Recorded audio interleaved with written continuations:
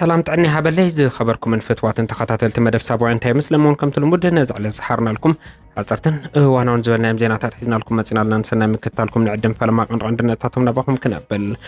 جنبار رايا تسلفو زنبر عطق حيل بلصقنا مبتان كم جمره نمفلا تخايل لهم ابزو غداي تسرعته كبير شغلت كم زاتو تغليصلهم ودب حزبا ويان حرنت تግራይ اب وانا كنتات هيبو ترزبل مقلص زرغيحلو ابزو غداي ون زرزر حبريتا كهلونا يوم عزازي ምዕራብ ግንባር ሰራዊት መከላኸል ትግራይ ዝኾነ ጀነራል ምግበይ ሃይለ ድማ ትርርዝ በለ መልእኽቲ ሕሊፉሎም እንታይ በለ እዞም ኩሎም ዜናታት ኣብ ናይ ውሽጥ ዓዲ ዜናታትና በሰፊሑ ኣብ ሰዓቱና ባኹም ክበጽሕ እዩ ናይ ደገ ዜና ምስ ቢዝነስ ዜናታትና ተኣሳሲሮም ውን ከም ተስተለመደና ባኹም ክቐርቡ እዮም ሓቢርኩም ናጽልሑ ላይክ ኮሜንት ሼር ሰብስክራይብ ምግባር ኣይዘንጉዑም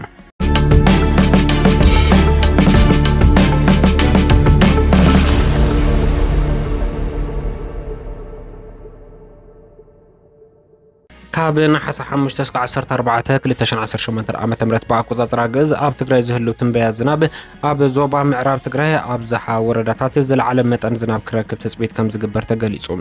ወረዳ ወልቃይት ጸገዴ ማይገባ ቆራሪት ቃፍታ ሕሞራ ከተማ ዳንሻን ማይካድራን ድማ ካብ 10 እስከ 120 ሚሊሜትር ክረኽባ ተጽቢት ከም ዝግበር ሜትሮሎጂ ትንበዩ ገሊጹሉ በተመሳሳሊ መብዛሕቱ ከባብታት ዞባ ሰሜን ምዕራብ ድማ ካብ ማእኸላይ እስከ ልዑል መጠን ዝናብ ክረክብ ተጽቢት ከም ዝግበር ተገሊጹሉ ኣብ ወረዳታት ኣስገደ ጸለምቲ ጽምብላ ዛና ላዕለዋይ ጸለምቲ ላዕለዋይ ቆራሮ ታሕተዋይ ዲያቦ ታሕተዋይ ቆራሮ ካብ 60 እስከ 100 ሚሊሜትር ናይ ምርካብ ዕድል ከም ዘለዎ ተገሊጹሉ ሓፈሻ ኣብቲ ዞባ ዝህሉ ዝርግሐ ዝናብ ንምንቅስቃስ ሕርሻ ምቹው ኮይኑ ከም ዝቕጽል ሜትሮሎጂ ከም ዝሓበረ ንምፍላጥ ተኻኢሉሉ መብዛሕቱ ወረዳታት ማእኸላይ ዞባ ድማ ካብ ማእኸላይ እስከ ልዑል መጠን ዝናብ ክረክብ ተጽቢት ከም ዝግበር ወን ተገሊጹሉ ኣብ ዝበዝሑ ወረዳታት ካብ 30 ሚሊሜትር እስከ 60 ሚሊሜትር መጠን ዝናብ ዘለዎ ክህሉ ከም ዝኽእል ትንበያ ዘመላኽት እንትኸውን ወረዳ ኣሕፍሮም እምባሰነይቲ እንዳባጻሕማ ላዕለዋይ ማጮ ኣብርገለ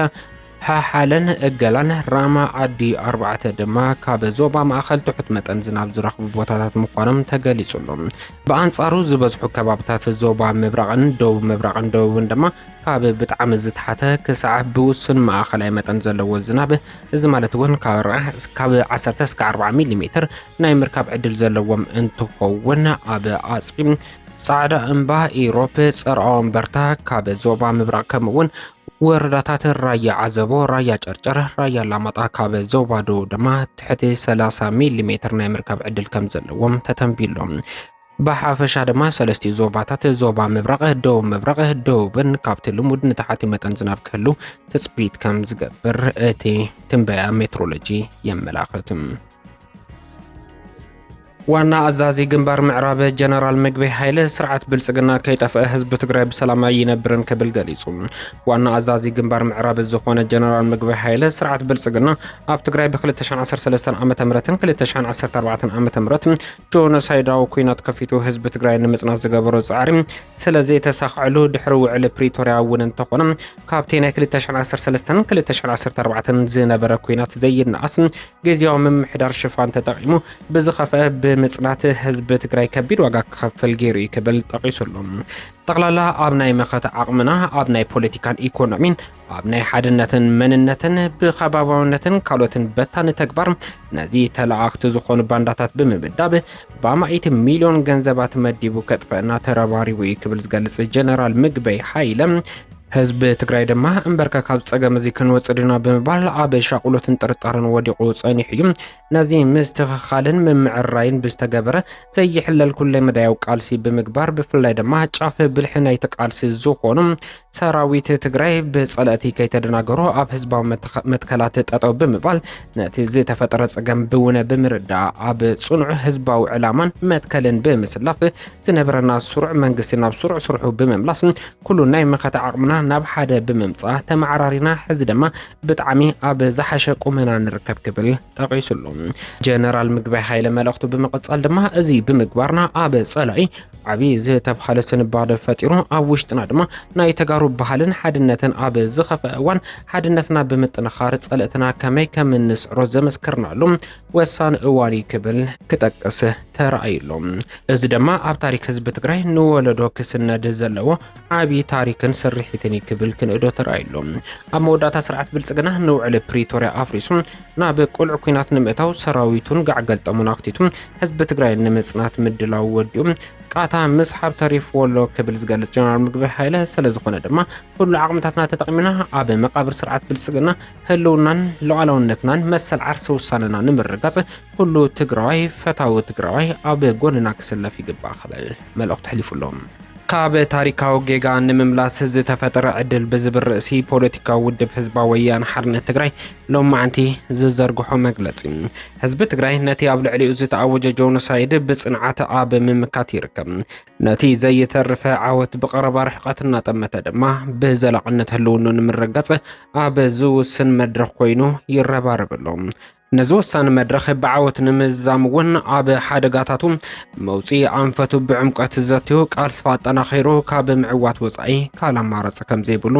ኣብ መደምደምታ ብምብፃሕ ኣብ ውሽጥን ወፃእን ዝርከብ ህዝብና ከም ቀደሙ ኣብ ሓደ ዕላማ ዓሲሉ ይቃለሰሎም ህዝብና ፍትሓዊ ዕላማ ተሓንጊጡ ዘካይዶ ዘሎ ቃልሲ ብዓወት ዛዚሙ እታ ዝብህጋ ሰላማዊት ልምዕትን ዲሞክራሲያዊት ትግራይ ከም ዝሃንጽ ድማ ኣየጠራጥርን ጆኖሳይዳዊ ስርዓት ብልጽግና ነዚ ዘውፅኦት ምብራስ ህዝቢ ትግራይ ንምዕዋት ኣብ ውሽጢ ትግራይ ውሕድ ከዳዓት ብምዕሳብ ዓቕሚ ትግራይ ንምብታን ክሰርሕ ጸኒሑ እዩ እዞም ኣብ ዝለዓለ ኣመራርሓ ግዝያዊ ምምሕዳር ትግራይ ዝነበሩ ከዳዓት ልእኽቶ ጸላኢ ብምውሳድ ረብሓ ትግራይ ሕሊፎም ንምኻብ ካብ ዝፈጸሞ ብሄራዊ ክሕደት ሓሊፎም ኣንጻር ህዝብናን ሉዓላውነት ትግራይ ዝተሰለፉ ዕጡቓት ጉጅለ ክሳብ ምውዳበ ዝበጽሐ ታሪካዊ ክድዓት ፈጺሞም እዮም ክብል እቲ መግለጺ ሓቢሩሎም ዓቕምታት መኸተ ትግራይ እዚ ታሪካዊ ክሕደትን ባንዳነትን ኣብ ታሪክ ትግራይ ጸሊም ነጥቢ ዝገደፈ ኣጋጣሚ ስለ ዝኾነ ብትዕግስትን ጥንቃቐን ከኣሊዎ ዘይተሓለለ ጻዕሪ ክገብሩ ጸኒሖም እዮም ክብል ዝጠቅስ እቲ መግለጺ እዞም ዕጡቓት ግን ነቲ ትዕግስቲ ዓቕምታት ትግራይ ብምንጻግ ብተደጋጋሚ መሳርሒ እቲ ጆኖሳይደር ስርዓት ብምዃን ኣንጻር ህልውና ብሄራዊ ረብሓታት ትግራይ ክቃለሱ ጸኒሖም እዮም ክብል ሓቢሩሎም ብግልጽ እውን ህዝቢ ጸለምቲ ናብ መረበቱ ከኣቱ ኢሉ ኣብ ዝተበገሰሉ እዋን እዞም ዕጡቓት ልእኽቶ ወረርቲ ተሓንጊጦም ድፋዕ ሒዞም ኣብ ልዕሊ ወገኖም ተኪሶም እዮም ብሸነኽ ዓፋር እውን ብተደጋጋሚ ኣብ ልዕሊ ሰላማዊ ህዝብና ሰራዊት ትግራይናን ተኹሲ ከፊቶም እዮም ሕዚ እውን እቲ ንነፍሲ ወከፍ ትግራዋይ ብጽልእ ሰይሙ ከብርሰና ዝወፍር ዘሎ ስርዓት ጆኖሳይደር ብልጽግና ኣብቲ ክኸፍቶ ዝህንደደሉ ዘሎ ካልኣይ ዙር ደማዊ ኩናት ቅድሚት ኣምሪሖም ክትጥቆም መዝሐል ዓረር ክገብሮም ኣብ ፊርዎም ይርከብ ክብል መግለጺ ውድብ ሕወሓት ይሕብር እዚ ድማ ኣካል እቲ ጆኖሳይደር ስርዓት ብልጽግና ብዝተፈላለዩ መልክዕ ህዝብና ንምብራስ ዝሓዙ ሓደገኛ ትልሚ እዩ ክብል እውን እቲ መግለጺ ኣዘኻኺሩሎም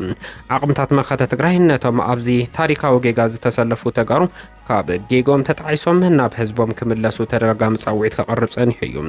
መቐጸልታ ዝጻውዒት ድማ መንግስቲ ትግራይ ነቶም ብዝተፈላለዩ ምክንያት ምስ ሓይልታት ጸረ መኸተ ትግራይ ተሰሊፎም ዘለዉ ተጋሩ ናብ ንቡር ህይወቶም ክምለሱ ብካቢኔ ወሲኑ መፈጽም መስርሕ ብምውጻእ ኣለው ገይሩሎም እዚ ጻውዒት ኣካል እቲ በዞም ከዳዓት ክጽሓፍ ዝድለ ዘሎ ታሪካዊ ጌጋ ንምእራም ዝግበር ዘሎ ሕልፊ መንገዲ ዝኸደ ጻዕሪ እዩ ስለዚ ድማ ኣብ ታሪካዊ ጌጋ ዝተሰለፍኩም ተጋሩ ነዚ ጻውዒት ህዝብን መንግስትን ትግራይ ተቐቢልኩም ካብዚ ንውልድ ወለዶ ዝሓሊፍ ጸሊም ታሪክ ዓርሱኹም ክተድሕኑ ይግባእ ነዚ ዕድል እዚ ብምጥቃም ካብ ኮንትሞትን ታሪካዊ ናይ ሕግን ሞራልን ተሓታትነትን ዓርሱኹም ኣድሕኑ ዘለዓለማዊ ዝኽርን ክብርን ንስዋኣትና ዘበት ንብሄራዊ ብርሰት 4 ነሓሰ 2018 ዓ.ም ብኣቆጻጽራ ግእዝ ኣብ ሰሙናዊ መልእኽቲ ውድብ ህዝባዊ ወያነ ሓርነት ትግራይ ዝሰፈረ ጽሑፍ የመላኽት ኣብ ግንባር ራያ ናብ ትግራይ ተሃንዲዱ ንምእታው ምድላዋት ክገብር ጸንሐ ዕጡቕ ሓይሊ ብልጽግና ነንበዓልቱ ትማል ክታኾስ ከም ዘርፈደ ምግላጽና ዝዝከር እንትኸውን ሎማዓንቲ ድማ ዝበዝሐ ሰራዊት እቲ ሓይሊ ክብተን ምጅማሩ ተገሊጹሎም ኣብ ከባብታት ግንባር ቆቦ ትማል ጀሚሩ መጠነ ሰፊሕ ውግእ ነንበዓልቱ ከካየድ ዘርፈደ ዕጡቕ ሓይሊ ብልጽግና ሰብኣዊ ንዋታውን ኪሳራ ድሕሪ ምግጣም ዝበዝሐ ሰራዊት ድማ ሎማዓንቲ 4 ነሓሰ 2018 ዓ.ም ብኣቆጻጽራ ግእዝ ክፈርስ ምጅማሩ ተገሊጹሎም ኣዛዚ ሰሜን ምዕራብ እዝ ዝኾነ ጀነራል ኣሰፋ ቸኮለ ሎማዓንቲ ናብቲ ከባቢ ነቲ ሰራዊት ንምርጋን እቲ ዝተበተነ ሰራዊት ንምውህላል ዘኽእል ወፍሪ ንምክያድ ናብ እቲ ግንባር ከም ዝወፈረ ንምፍላጥ ተኻኢሉሎም ሓይልታት ብልጽግና ከቢድ ውግእ ኣንጻር ትግራይ ንምክያድ ኣብ ዝዳለወሉ ዘሎ እዋን ነንባዓልቶም ብዝኸፈትዎ ናይ ተኩሲ ልውውጥ ሰራዊት ወይ ከዓ ድፋዕ ገዲፍካ ምህዳም ምጅማሮም እቲ ስርዓት ክንደየናይ ዓምባኽ ዝኾነ ሰራዊት ከም ዘለዎ ዘመላኽት እንዳተባሃለ ይርከብ። ኣብ ምዕራብ ኮሎምቢያ 7.4 ሬክታር ስኬል ዝዓቐኑ ከቢድ ምንቅጥቃጥ ምድሪ ከም ዘጋጠመ ትካል ጂኦሎጂካዊ ዳህሳስ ሕቡራት መንግስታት ኣሜሪካ ገሊጹ። ኣብ ሓያሎ ከተማታት እቲ ሃገር እቲ ምንቅጥቃጥ ምድሪ ከም ዝተሰምዐ እውን ጠቒሱሉ። እቲ ምንቅጥቃጥ ምድሪ ካብ ቦጎታ ንምዕራብ 280 ኪሎ ሜትር ርሒቑ ኣብ ዝርከብ ክፍሊ ቾኮ 107 ኪሎ ሜትር ዕምቀት ኣብ ዘለዎ ሰዓት 9:34 ድሕሪ ቀትሪ ከም ዘጋጠመ እዩ እቲ ትካል ዝገልጽ። ኣብ ማሕዳሪ ዞባ ሰሜን ምዕራብ ግዛት ቾኮ ኮሎምቢያ ናቢያ ኮሪሊና ኣብ ኮርዳቦ ኩሪ ኣብ ርእሰ ከተማ ዞባ ዝኾነ ኬቶን ሰብኣዊ ኪሳራ ሓዊሱ ኣብ ህንጻታት ርኡይ ዝኾነ ዕንወት ከም ዘጋጠመ ብምግላጽ እቲ ምንቅጥቃጥ ምድሪ ክቕጽል ከም ዝኽእል ዘለዎ ስጋት ከም ዝጠቐሰ CNN ምግላጹ ንምፍላጥ ተኻኢሉሎም።